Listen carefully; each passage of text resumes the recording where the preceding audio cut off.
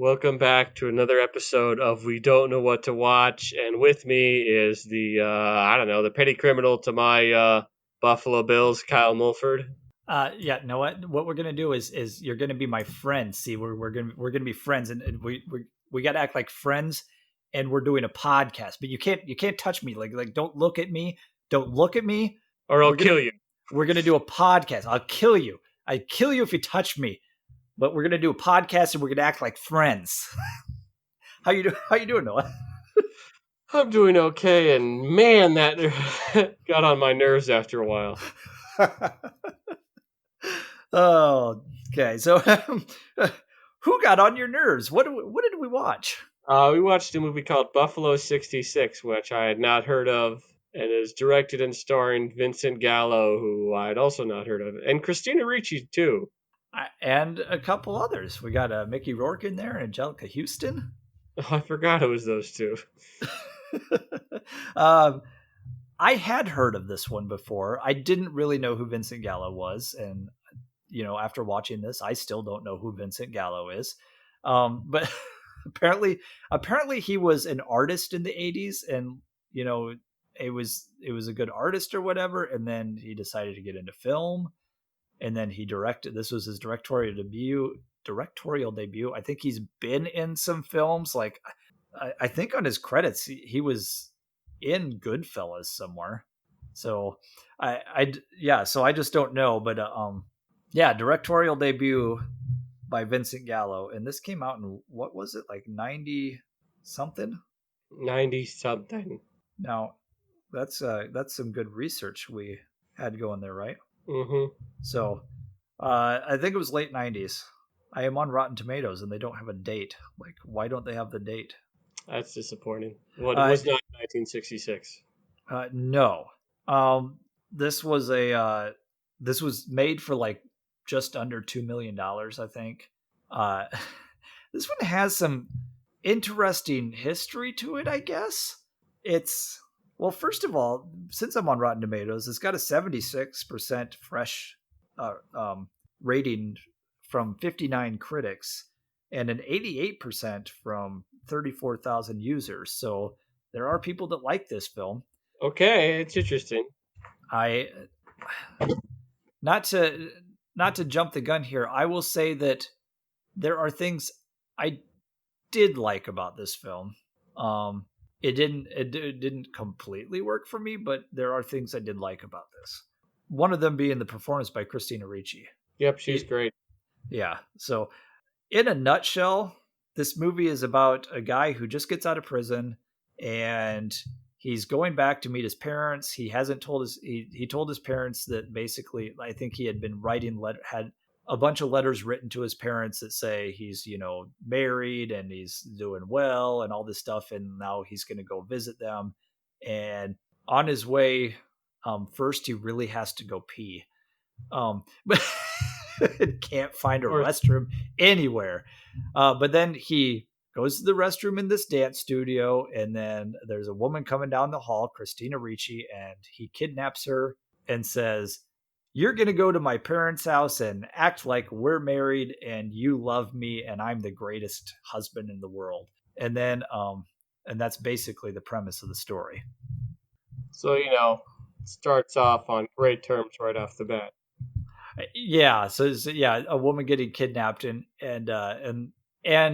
obviously, like, this is advertised with the cover of the box art is Vincent Gallo and Christina Ricci, so she's there the entire time throughout this movie. And there are, like I said, there's certain things that worked for me. One thing that didn't, though, is Vincent Gallo. Yeah, and this is his first movie, and it really felt like almost like a student film with some of the things he was trying to do. He was trying to be very like different, with his style choices and everything. But this is where it gets interesting is I watched some interviews with him, and then I was reading about him, and apparently he's very difficult to get along with. Christina Ricci, they didn't have a really good working relationship on the film, and they're the two leads. And then afterwards, like, he called her, like, he called her fat and said that she was a puppet. Like, yeah, whatever I asked her to do, she did it. And like he called her the C word and all this stuff after the film came out. Apparently, Angelica Houston, he says that she's the reason, somehow she's the reason that they didn't get into, either they didn't get into Cannes Film Festival or they didn't win it. They might not have actually gotten into it. I'm not sure. But he blames her. And I never read anywhere why he thought that. Uh, Kevin Corrigan, that's an interesting thing to talk about. Apparently, he plays like a guy, the Vincent Gallo's character's friend named Goon, and he's kind of like this goon. He plays kind of a just this simpleton, Kind of a dumb guy, but then like yeah, he gets harassed by Vincent Gallo's character a lot. yeah, and so because he's just really dim-witted, and so Vincent Gallo just kind of like belittles him a lot, like his character belittles him a lot, and apparently he was uncomfortable with the role, so he decided not to take it, and then they gave it to someone else, but then he came back and said, "No, I'll do it," and Vincent Gallo was like, "Okay, I'll fire this other guy and get you back." But then after he did the film, he was still kind of uncomfortable with the character, so he didn't want to be associated on the credits. So it's just a weird thing. Mickey Rourke has a small part, and apparently, like this was his time in life because, like I said, this is in like the late '90s. He was kind of struggling. He's past his '80s career, when he was a big star, and before his 2000s when he had his comeback, and drugs and all this stuff, and apparently he got this role, and I don't know how much of this is true, but one place I was reading was that he said basically Vincent Gallo gave him this role, and just to pay him, he just gave him a sack with $100,000 in it. Nice. So I hope yeah, I hope it's like a cartoony like bank robber sack with like a money sign on it. yeah. That'd be awesome. But watching, like, I watched a couple interviews with Vincent Gallo, and there's apparently like he had like this he had a second film that he directed, and Ebert and Roper both gave it bad reviews, and he had this feud with Roper, and he wished cancer on Roper, or no, he wished cancer on Ebert. Well, Ebert ended up getting cancer. But and he called him a fat bastard, and even if you lost weight, you'd still be fat, and he doesn't take criticism well. But then I watched him on a panel, like I watched another interview where he's on a panel of 4 critics, and he was criticizing the critics, but like he didn't like the critiques he got. It just and it just he's one of those people that's really really full of himself and egotistical, and just yeah, like he's Does not sound like a fun guy to hang around. no, but it's one of those train wrecks watching him talk to people in interviews. It's just like, oh, who are you, dude? Like, I just, What I are don't. you?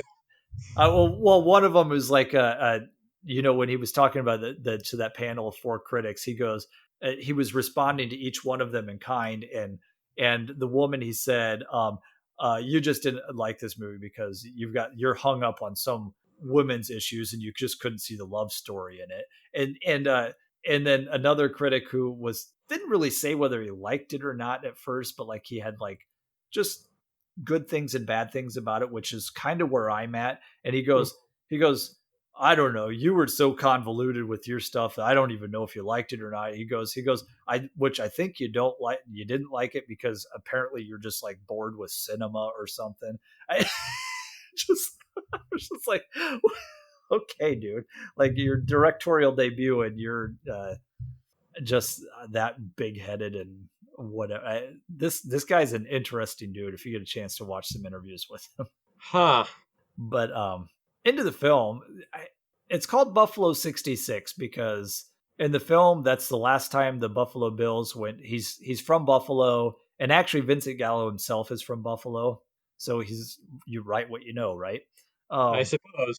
and I think the house they used is actually the house he grew up in with his parents. So his parents didn't give him any attention, and then he got into gambling and bet on the Buffalo Bills when they got into the playoffs again, and then the kicker missed the kick and he lost $10,000 that he didn't have, and his bookie Mickey Rourke says, you're gonna take the fall for someone, or else I've got a friend who hurts people. So Yeah, so he takes the fall. takes a fall, and that's why he ended up in prison. So the thing that's interesting about this film is that, like, he's not actually a bad person. He's annoying. He's not actually a bad person, and that's Oh, where because kidnapping Christina Ricci, that's a okay. I take in federal crimes. I and yes, like that aside, like he's not. Yeah, he is a bad person because he did that, but like his character is more someone who is just looking for attention, like because like, and that's the thing that I don't think that Christina Ricci, like it was unrealistic that she ever stayed, Oh because yeah, there were a couple of times she could have gotten away. She was kidnapped, she could have gotten away. So that didn't make a lot of sense to me. But then when she actually goes to the parents' house, and one choice, and I don't know if he did this on purpose or if he was just trying to be experimental, was when they're all sitting at the dinner table, him, Christina Ricci, and the two parents. Most of the shots were just a straight on shot of one person. And then they mm, would cut to a straight on shot of another person when they were talking. And it felt really disjointed and isolated. And I thought that was a good choice because he's like the characters themselves felt disjointed and isolated. Like they barely acknowledged, like the dad barely even knew his name. The mom never remembered anything about him. So that's where it started to get to the point where Christina Ricci starts seeing that he's just someone who doesn't know how to deal with people because he didn't have any kind of love or support growing up. So she overplays it, and that's what I like about her character, that is that she was great in the film, because then she goes and she starts going, oh yeah, we met in the CIA, and like she builds up this huge character and go, your son's the best, he's the smartest, and blah blah blah blah blah, and all this stuff, and then trying to just really get his parents to like notice him because she sees that that's what's going on in his life. mm-hmm. So that's the one aspect I liked about it, was it's kind of Stockholm syndrome, but I liked that the character saw what his flaw was and tried to help him. But it Yeah, didn't definitely make gets. sense until she got to that point that she didn't just run away. It gets kind of Stockholmy after that too, towards the end of the film. But Yeah. But I think she realizes, but especially towards the end of the film, that he's, yeah, he kidnapped her, but he's pretty harmless. yeah, pretty But hard abusive though. yeah, he is.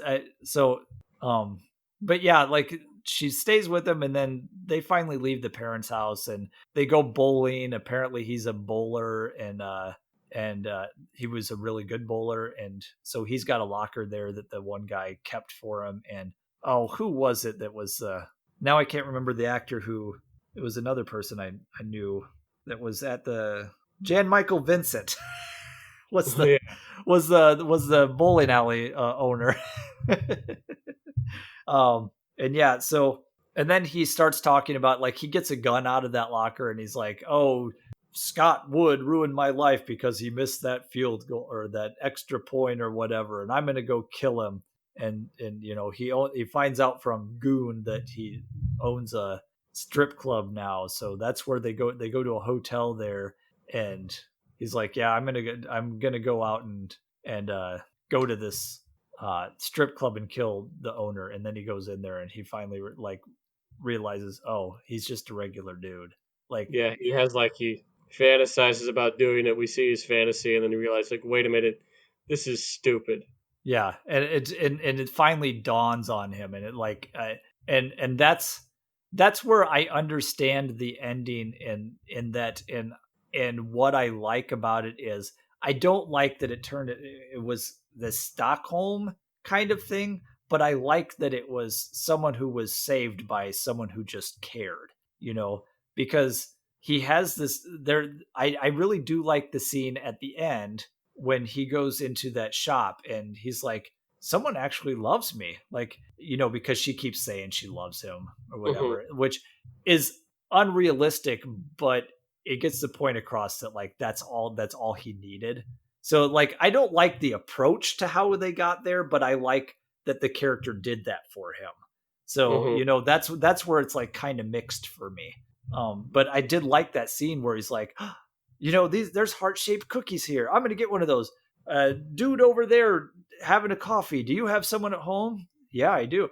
I'm gonna buy him a heart-shaped cookie too. He goes, you don't eat it though. You go take it to your wife, and and you tell her how much you love her, and all this. And then he calls his friend Goon and says, I'm sorry I've treated you like, this. And he goes, I've got a girlfriend now. It's like, and it was just this guy who's never been loved in his life, so he doesn't know how to act. And then his heart grew 3 sizes that day. Yeah. So I that's the part of it that I liked. But yeah, like there was a lot of stuff that like some experimental stuff you did with the cinematography and stuff. I was like, I can give or take.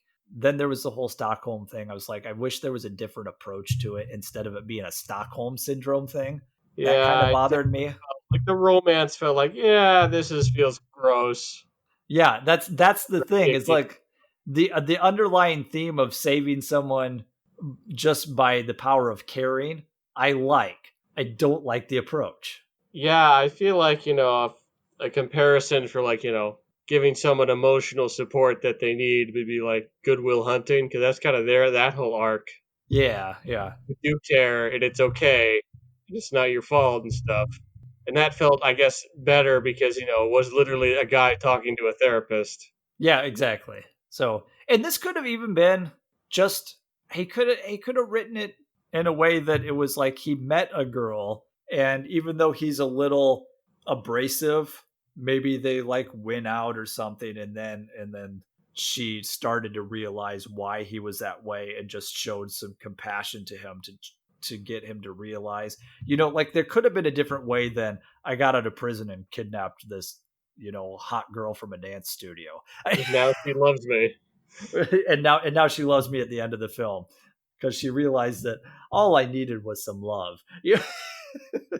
Yeah, I guess that's was really good. What I kind of got stuck on. That kind of why I didn't really like this movie very much, just because it just felt so flagrantly. All right, so he did kill. All right, so that's kidnapping. That's a federal crime.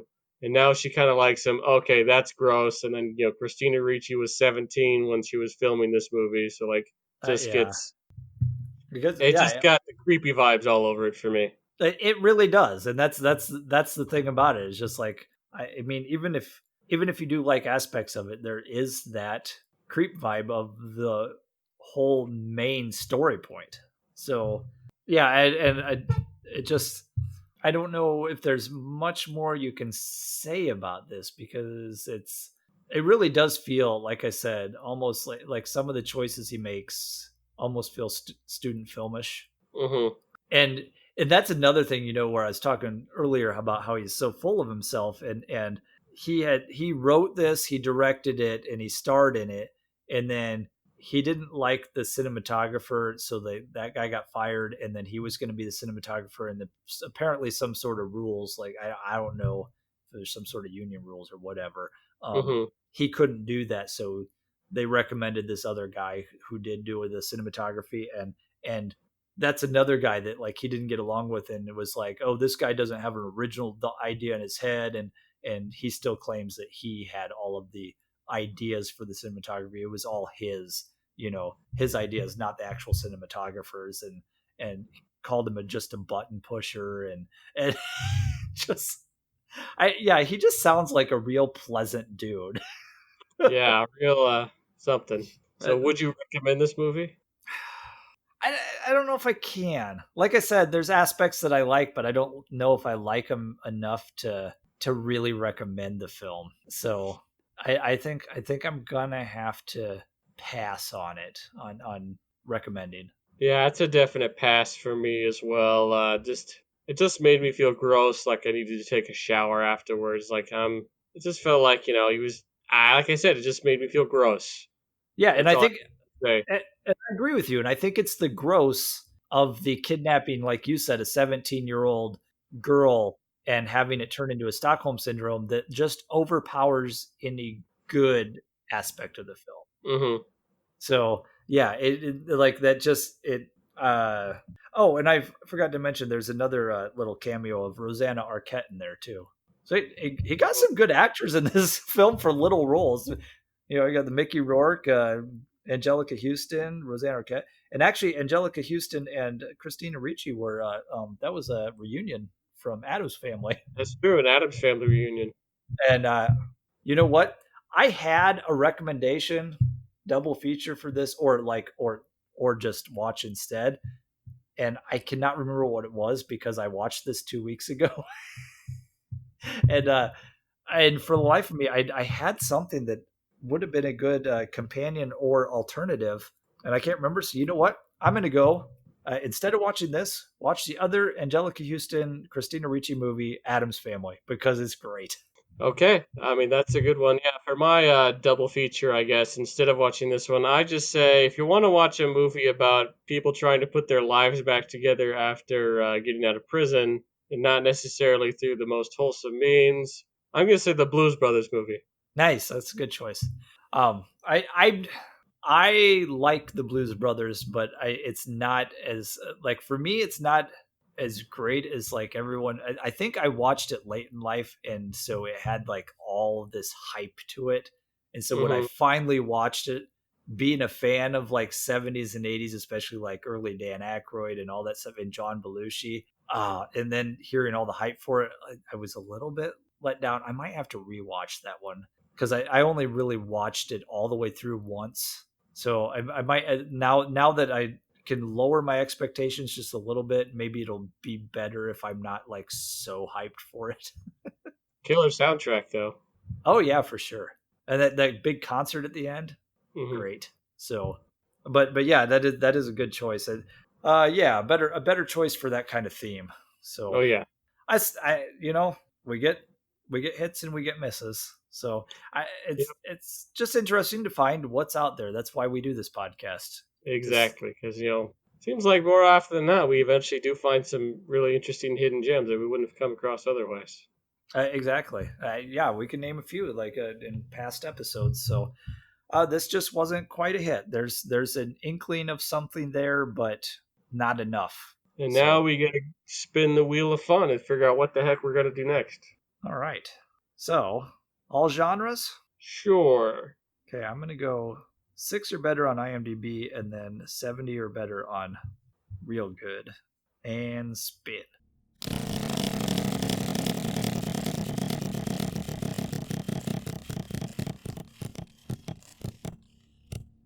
All right, spun the wheel, and we have got. Let's see if you can get it from this description. I hate when they do this. Following the murder of her father by a hired hand, a 14-year-old farm girl sets out to capture the killer. To aid her, she hires the toughest U.S. Marshal she can find, a man with true grit, Reuben J. Rooster Cogburn. I think we're watching. I'm gonna say Dukes of Hazzard the movie. Yes, I think so. No, this is True Grit, and this is the remake. I've seen the original, but I've never seen this remake before. I have So, seen both, and I think they're both good. So I'm excited to talk about it. all right, and if you want to follow along and watch it before we talk about it, it is on Prime Video and Hulu. All right. So, get a little True Grit there. Mm-hmm. So anyway, that's our show for today. A little bit shorter one because just wasn't a lot to say about this film, and sometimes that happens. Yep. So, uh, in the meantime, though, you can find me on Twitter at AwesomeKM. And you can find me on Twitter at Noah_Saturn, Satern. You can find us on Instagram at We Don't Know What to Watch. You can email us at we don't know what to watch at gmail.com. And You may find yourself with a beautiful house and a beautiful wife. and you may have kidnapped her. And until next time, we're gonna be friends, and don't look at me, don't And touch me. I don't know how to drive stick. And I don't know how to drive. I drive a Cadillac. I drive fancy cars. It's automatic. I drive an automatic. I mean, it's almost I, like a it's almost like a more annoying version of Woody Allen. I guess. About as creepy though. Yes. Well, there you go. There's the comparison there. Anyway, till next time. Uh, I drive an automatic. bye.